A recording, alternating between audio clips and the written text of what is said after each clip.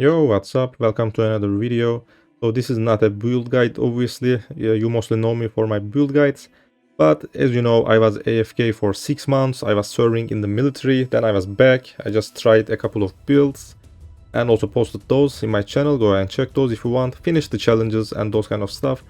And to be honest, I didn't see much change in the past 6 months. The builds are still the same. There is not much new builds.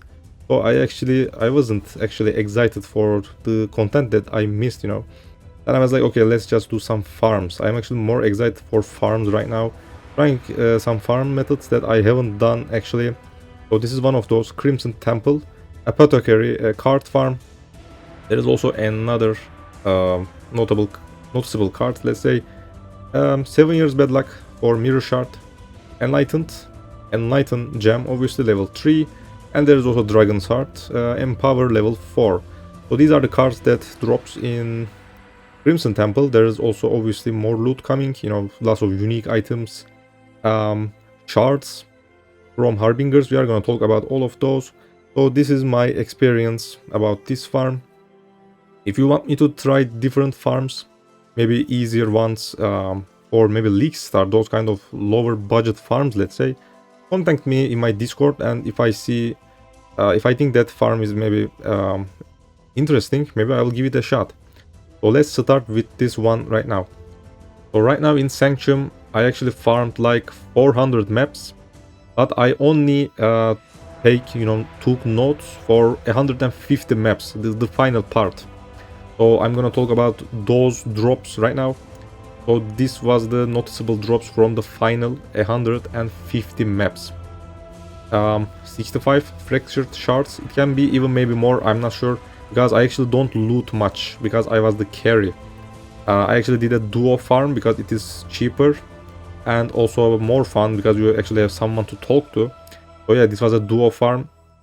So that's why maybe the loot is a little bit more compared to solo farm. I don't know, because you can actually stack more quant and rarity. Also obviously party play has a little bit more quant and rarity bonus, obviously. Mirror shard, we also got another one on the other part of the farm, but yes, total 2 mirror shards. This is not from the card, by the way, this is the regular drop. Divine orbs, 36.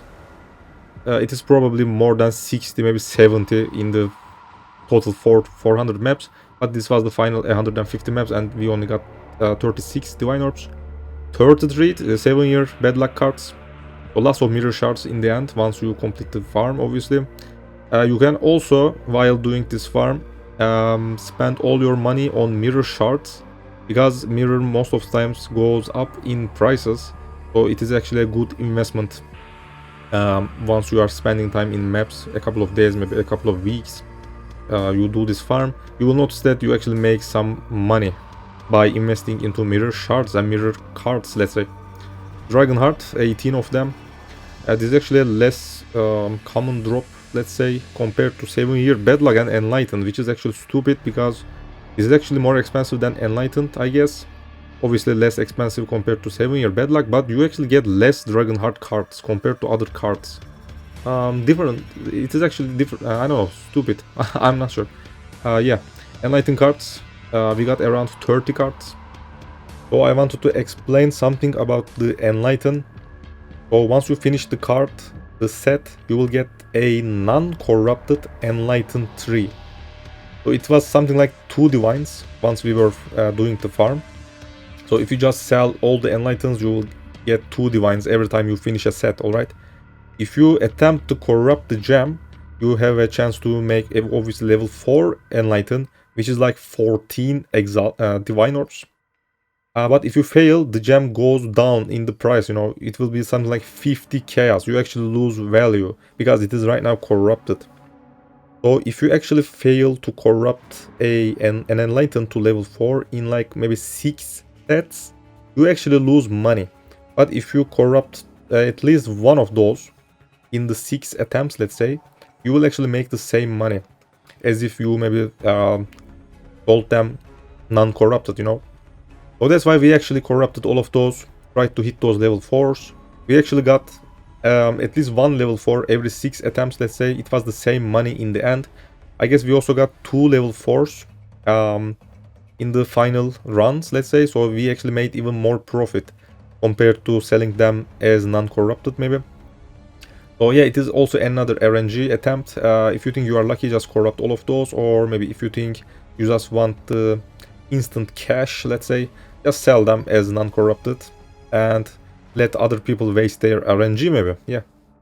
And finally, in the last 150 maps, we got 3 Apothecary cards. But in the again, for the whole farm, let's say 400 maps, we got 8 cards, which is roughly 50, a card every 50 maps, like the other people told us. So before starting this farm, we just talked to a bunch of friends, some other guys on Discord and other platforms maybe. We also checked some videos of other people, you know, on YouTube. And most people actually got card every 50 maps, 60 maps. Some people even got maybe a card every 100 maps. I don't know, maybe it is for solo farm, not sure. So yeah, this was the average they told us. And it actually happened to us, you know, the same stuff. We were not surprised actually. But I have like maybe 3 or 4 friends who actually does this farm on separate maps. Obviously, they are not together. My support friend also has a friend who does this farm, you know, the total of let's say 4 or maybe 5 different people who actually have done this farm while we were also doing it. And most of the guys actually got more cards actually. There is even a guy who completed the whole Mage Blood set in like 60 maps. It was insane. He got like a card every 11 maps. It is stupid. So in the end, it is obviously RNG. This is what Path of Exile is about, you know. So if you are maybe more lucky, you know, luckier compared to me, you will even make more profit long way. Apart from the card drops, you obviously also get lots of uniques. That is why we also use Reliquary, Scarabs. This is also MF character, Magic Find, so that means that we have some decent increased item rarity found. If you also play in a party, you even have more rarity. So yeah, you will also find some good uniques in the end.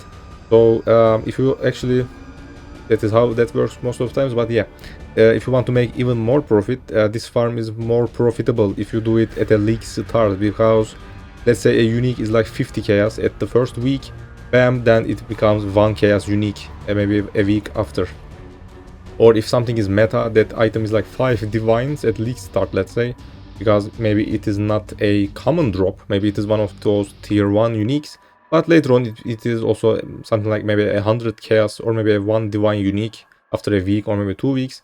So actually making money from uniques is more profitable at league start, early league, let's say. So yeah, this actually varies depending on the time you are in league. So noticeable drops, we actually got a couple of Storm Shroud jewels, which were like 4 divines each, at least 10 Dialla. This body armor actually got changed, I believe, while I was gone. So yeah, this is also nice. It is also at least 3 divines each. We also double corrupted a couple of those because they were like 2.5 divines a couple of days ago. I actually got something with percentage damage and plus 2 trap gems, and we sold that for 40, maybe 45 divines. It was crazy. So yeah, we got like 4 or 5 unnatural instincts, which were like 7 divines. We even actually duped one, because you also have that Eater of Worlds altars, which have a chance to duplicate a unique item found. If you are lucky, you will maybe also duplicate some good uniques if you are from time to time, let's say. I haven't got any Voltaxic Rift Bow, any Soul Taker, those kind of tier 0 uniques, but we actually got Kalandra's Craft Touch, whatever, the unique ring, and sold it for 80 divines, I guess. So it was crazy. It is probably the most expensive thing that actually we found. So yeah, you will also have some good unique drops from time to time. Definitely pays the Reliquary Scarabs money, because there are lots of stuff that actually worth a bunch. You also want to corrupt lots of popular maybe items, like 10 quantity Sadima Touch glows. That is also what you use on a Magic Find build. The ones with elemental weakness are like 10 divines. You will have lots of Sadima drops actually each map. So you also make sure that vendor 3 items, 3 same uniques, and get a new one if they are actually bad rolled. Let's say you get a bad rolled, you know, low quantity Sadima Touch, just collect those and vendor them 3 to 1 vendor recipe and get something new. If you get something with maybe 9 or 10 quantity, just Wall Orb and try to get those elemental weakness curves. You can also obviously Wall Orb other stuff, maybe like Dorian prototype body armors, Impulsa, Tinker Skin, I don't know, something that actually worth a couple of bunch, let's say. Some good currency, some good corrupted gloves, boots, not boots probably, I'm not sure, but yeah, body armors, some weapons maybe, and also gloves actually worth some decent amount, and some amulets, because there is actually +1 curse, some aura effect on some certain amulets that actually worth a bunch. So try to corrupt, try to find stuff that actually makes money, you know, worth something, and also try to make a your own item filter actually. So try to use those valors that you actually find and maybe even get more, because you will find lots of uniques. You definitely want to take the opportunity to test your RNG, test your luck, and use valor on lots of unique items. Yeah, we also get lots of Harbinger shards from obviously Harbinger mobs. So the most expensive ones are Mirror Shard and Fractured Shards, which is actually a Fracture Orb. It was also like 6 divines. We completed a couple of these, obviously. So yeah, good money in the end. We got like 2 Mirror Shards in 400 maps. So roughly a Mirror Shard every 200 maps. It is actually stupid. Because we kill at least 7 or maybe 8, I guess, Harbingers every map. And we only found like 2 Mirror Shards. I don't know if I am unlucky or if it is super rare. But yeah, some decent money. So that is another RNG. You will sometimes be excited about those kind of drops, obviously. It is a shame that they haven't added a Divine Shard.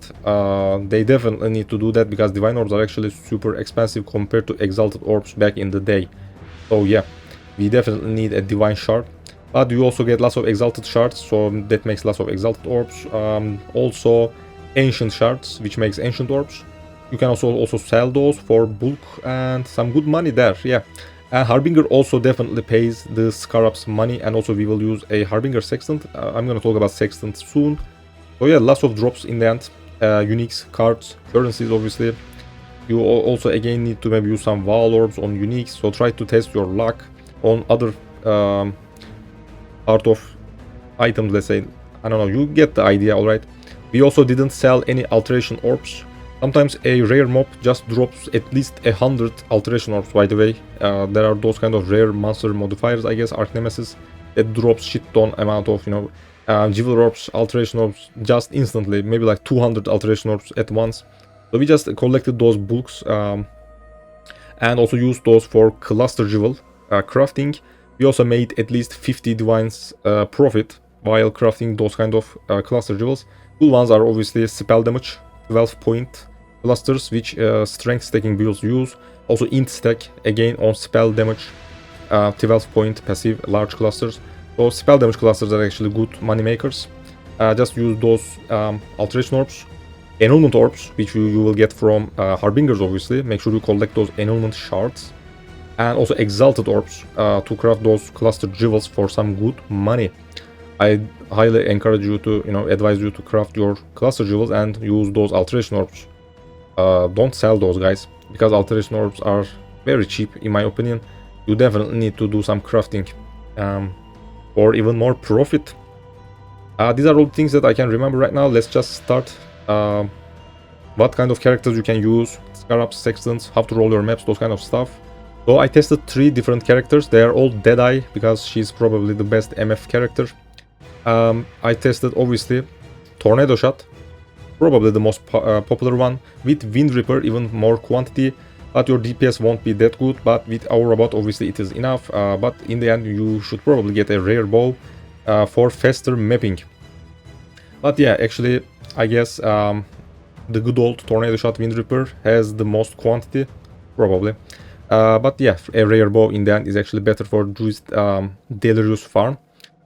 Other one is a Wonder Kinetic Blast with Fork support, Herald of Ash, Herald of Ice, super clear speed, probably the best clear speed in the game, but shit single target DPS. But with good Headhunter buffs, you will sometimes delete the map boss instantly. But sometimes if also the map has some shit modifiers, map boss or maybe Delirium bosses like Omniphobia, Cosis, they actually take a couple of seconds to kill, maybe like 10 seconds. We also use some Beyond on the talent tree. You will also have some Scourge bosses, Beyond bosses from time to time, which also dies around maybe in 10 seconds. So yeah, Kinetic Blast is actually weak at single target. But if you want the best mapping experience maybe, that has the best clear speed in my opinion, that is also another valid choice. Also has some crazy quantity and rarity because you can actually use those kind of items. Finally, this is my creation. It was super fun, but the clear speed was not good compared to the bow and wand skills. Creeping Frost, another Deadeye. I first used a Dialla body armor for even more projectiles because Creeping Frost actually has a alternate quality that adds projectiles. And, Creeping Frost also can shotgun, by the way. So combining Deadeye, Chain, we had some good single target DPS. It just deletes all the bosses. The highest DPS actually. We also did Sanctions while I was on that build. The Sanction was also a joke. We just, killed every boss in like 5 seconds with MF gear, obviously. So a normal Creeping Frost character can easily achieve crazy DPS. Not Magic Find, obviously. But even with the Magic Find, you just delete bosses with an Aura bot, obviously, for this farm. So yeah, it is also fun, but clear speed is nowhere close to Wand and Bow. So in the end, I actually swapped to Wander. Yeah, that's what I did.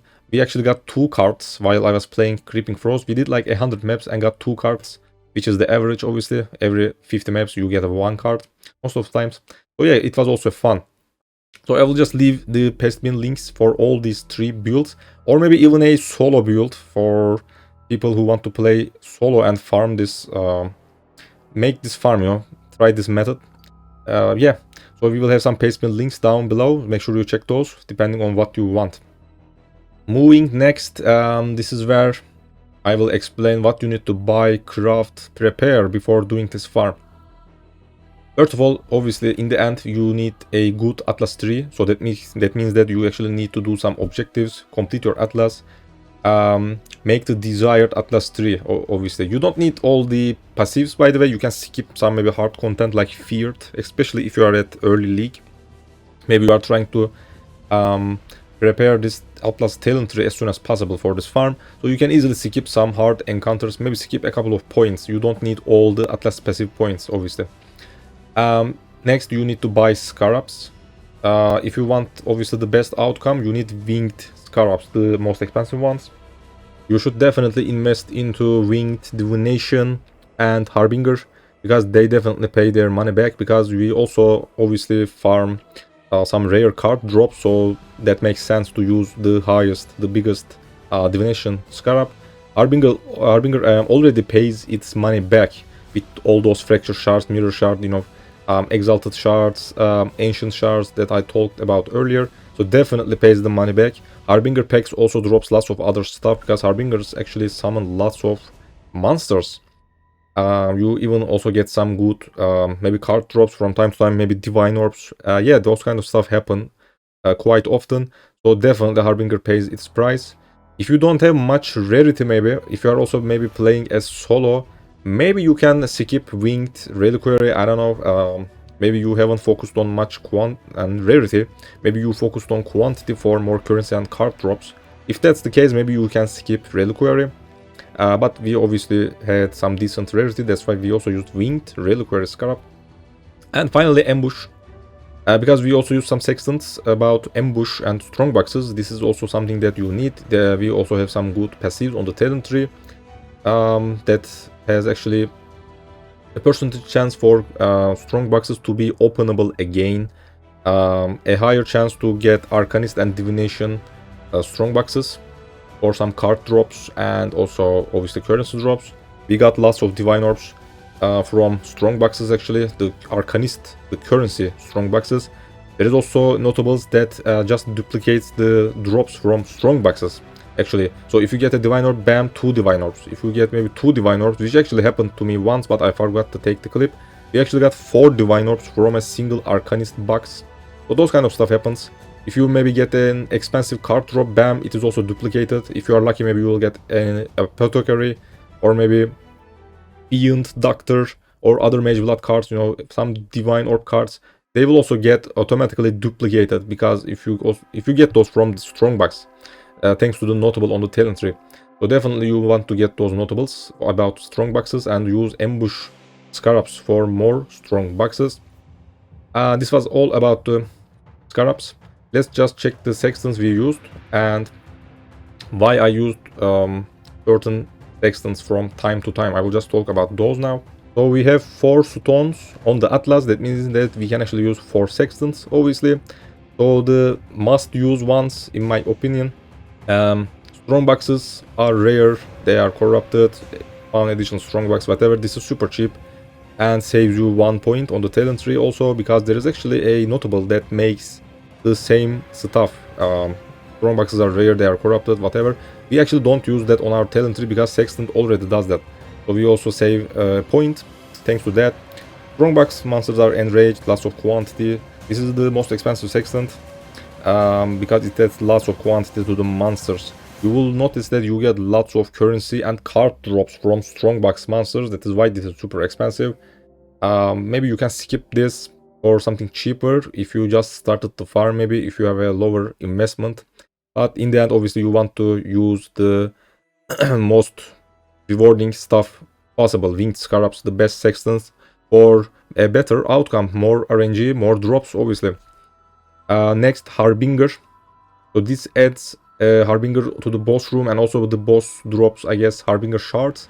So we also got lots of fractured shards in the boss room. That makes a fracture orb, obviously, which is like 6 divines, 5 divines, whatever. So good money in the end. Another good Sextant. So the final Sextant is optional in my opinion. We use different stuff depending on the map we are going, actually. So first of all, we obviously wall orb all our maps. I will talk about how to roll your maps after this section. So once you maybe get an unidentified maps, let's say, those maps actually are unidentified, which means that you can actually use a Sextant that adds pack size to unidentified maps. So that was our 4th Sextant for those maps. So we just save those maps once we have at least 4 of those, because that is the that is the charge for Sextants, right? You use a Sextant for 4 maps. So that means that if we have at least 4 unidentified maps, bam, we just used that Sextant as our last Sextant, and bam, we just ran those maps. Unidentified, more pack size, obviously. Unidentified maps also, I guess, have more quantity, something like that, if they haven't changed that. So unidentified maps, why it is so hard to say unidentified? I cannot pronounce it for some reason.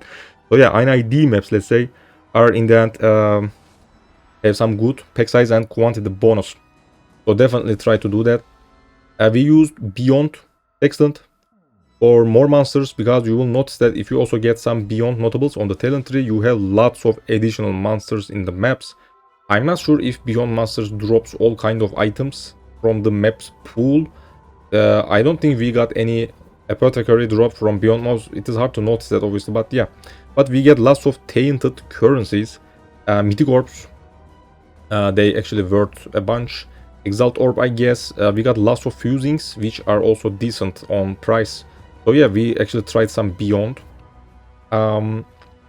Maybe if you are not using Delirium orb on your maps, you can get Mirror of Delirium Sextant. But once you get lots of points on your Atlas talent tree, you can actually have a huge percentage chance to spawn Delirium Mirror by default. It is like 1 Delirium Mirror every 2 maps, something like that. It has a huge spawn chance. So maybe a Delirium Sextant is not that good in the end. If I can think of another Sextant, yeah, there's something else. So here is a Sextant that actually drops corrupted 8 modifier maps. So we actually started like that once we first started this farm. So we just buy the Sextant, don't use much stuff on the maps.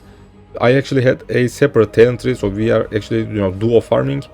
One of us have the original tree, one of us has a tree that has map drop chance, higher tier map drops, duplicate stuff like that. Just get all the map drop stuff on the talent tree, and just we ran a couple of maps with that Sextant that drops 8 modifier corrupted maps with winged or maybe gilded cartography Scarab. So we actually stocked Crimson Temples. That is also what you need. Just mark as favorite all your favorite slots as Crimson Temples. and stock some 8 modifier corrupted Crimson Temples. So this is actually a good way to stock lots of maps, but obviously they are 8 mod corrupted. Maybe some are actually hard to do, especially the ones with aura effect reduction, something like that, non-curse aura effect. Alright, that is a no-no. You can still do those maps, but they are a little bit deadly. Also minus max resist plus some ridiculous DPS mode, something like monster damage or crit. So minus max plus another damage mode is actually super deadly. So maybe you can skip those kind of maps, sell those to other players. So yeah, these were the hardest modifiers. Also maybe less recovery, because we actually get less healing. So yeah, these are the hard mods. So maybe you will waste a couple of portals. Again, we did like 400 maps, and I guess we bricked maybe 5 maps total. You know, we just died and didn't complete the whole map, you know. It only happened like 4 or 5 times, and the maps were always like minus max resist, less recovery, some other stupid shit at the same time. So yeah, those modifiers are hard, but we did at least maybe 200 minus max maps. It is doable.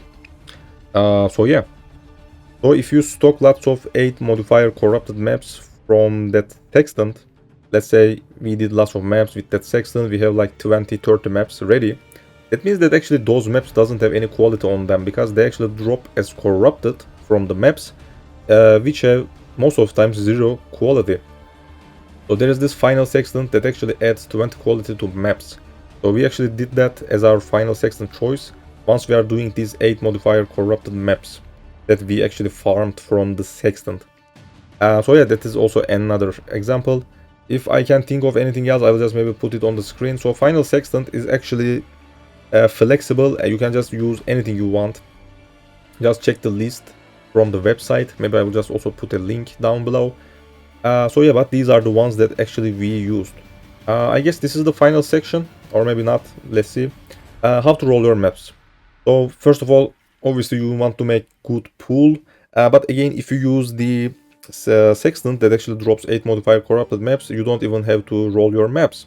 But after some time, we were like, okay, let's just juice even more to see if we get more result. We actually started to use Delirium Orb on all our maps, but only one orb for that additional quantity. I guess using more orbs doesn't make much difference on the quantity side. I guess they add more rarity, if I'm not mistaken. So that's why we ended up doing 20% Delirious maps, which was easy enough with Aurabot, and because we also have some decent gear.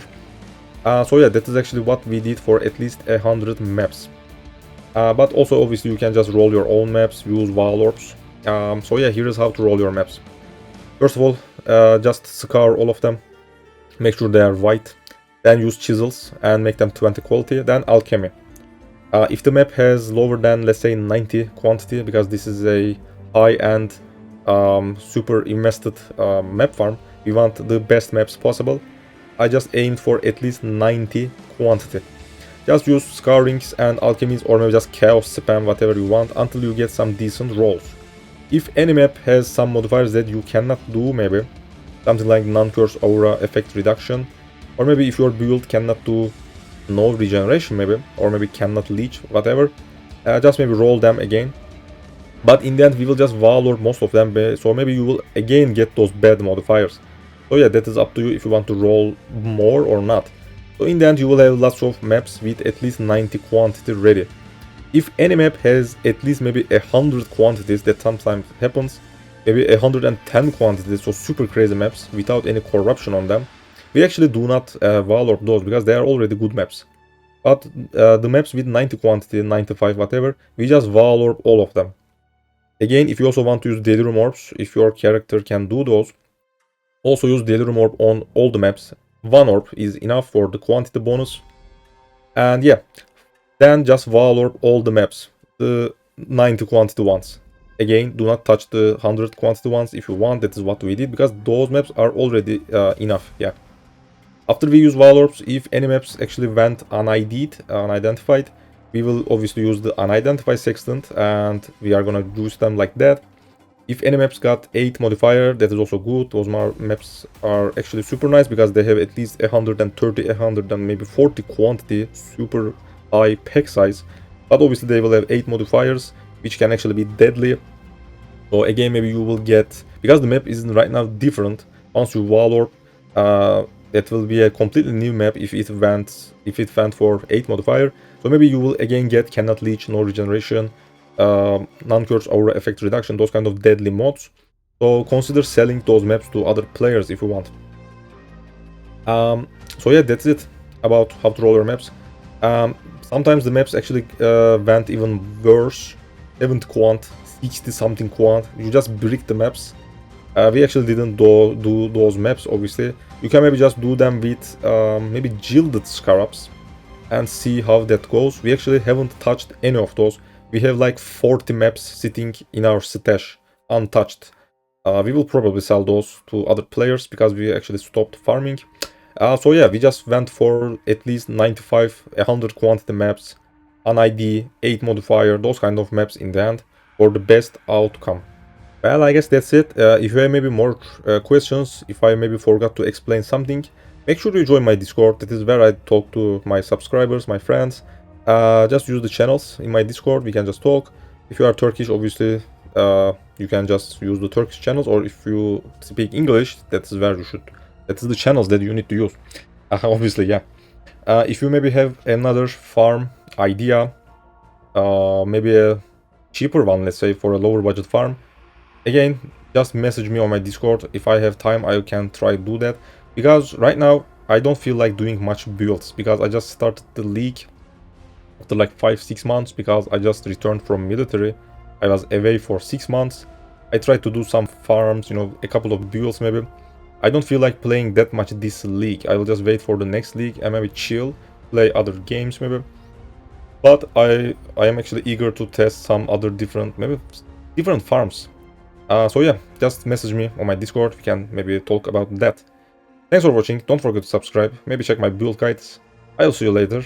Bye bye.